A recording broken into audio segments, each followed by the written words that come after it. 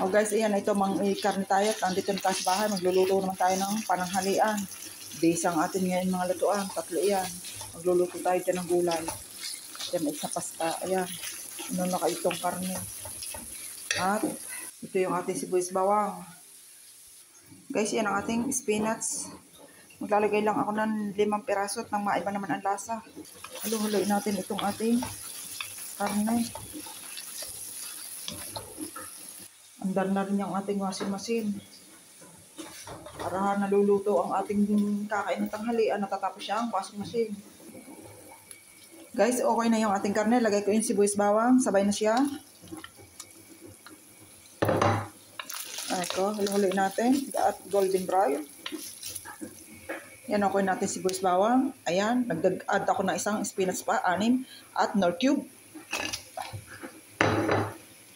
Haluin natin, takluban at nang madaling maluto. Pasensya na sa ingay ng washing machine. Guys, yan, muntik. Mag-add ako dito na kamatis. Kung may press ka, mag-add ng kamatis. Eh, sa sobrang mahal, ito na ang ginagamit ko. Kaunti lang.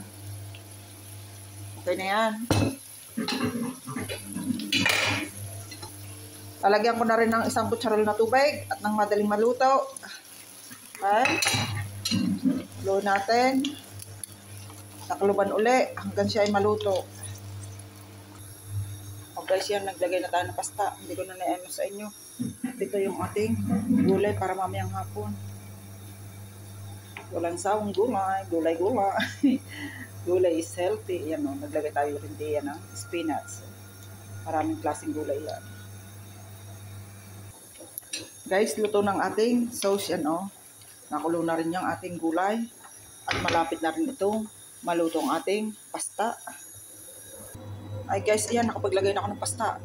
Ito yung ating finished product. Lagay ko na dyan. May ulit at ang ingay ng laboratory. Ayan, haluin naman natin at tayo magpapakain na ng amo. Maglagay ng cheese. Mas marami, mas masarap. Thank you for watching guys. Bye-bye. God bless.